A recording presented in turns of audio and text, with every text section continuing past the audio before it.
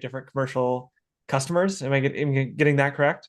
Yeah, I would say that the majority of those customers were apartment complexes, Okay. HOAs, condominiums, and your hotel motel type things. Splatter in there a couple country clubs and stuff like that, and that made up the majority of it.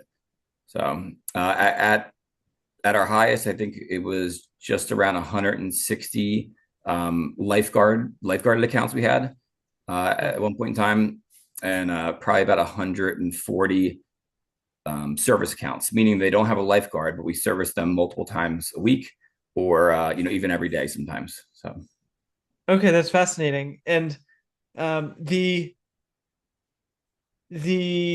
target audience that I'm talking to is sort of residential pool service people. And it sounds like you have experience talking to these people too, probably lots more than me. I'm curious from that background, as the president of American Pool, what are things that would be interesting for these people to hear about the I guess larger, more institutionalized probably section of the industry compared to what they're doing on a day-to-day basis of servicing residential pools.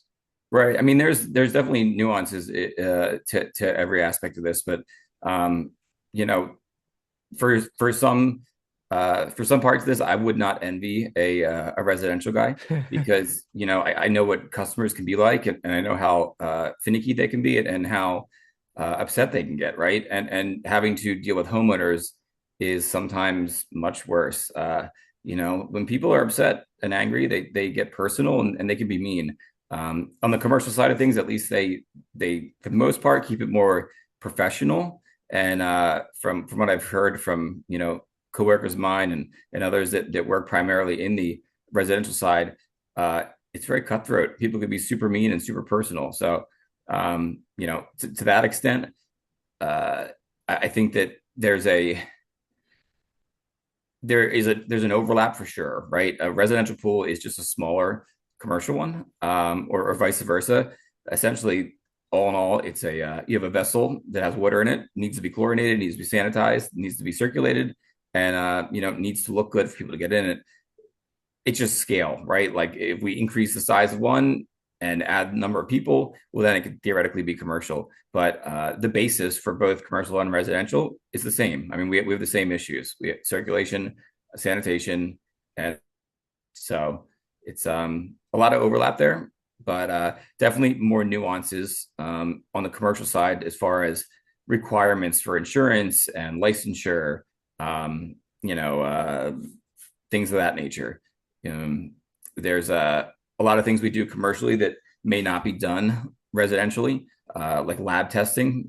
Bacteriological lab testing in most places has to be done weekly, to make sure the water's safe for the families that are using it. You wouldn't see that in a backyard pool per se. Um, Circulation rates, turnover rates in a commercial pool are usually 24 hours a day. There's not really any room for variable speed pumps for the most part in the commercial market, because you have to be running full bore, wide open, 24/7, 365, that the pool's open. The turnover rates in most states are 6 or 4 hours, depending on the body of water. In some states, they're still at 8, but I mean, you got to get 3 turnovers a day on a commercial pool at 8 hours to equal your 24. So, your equipment is sized to ensure that happens. And, the customers can be pretty upset. They don't want any downtime. So if things go wrong, it often turns into a late night. Okay, and then in commercial pools, you talked a little bit different in the account you're working with. Who is it usually when you're working with an HOA? Is it like, I'm not sure what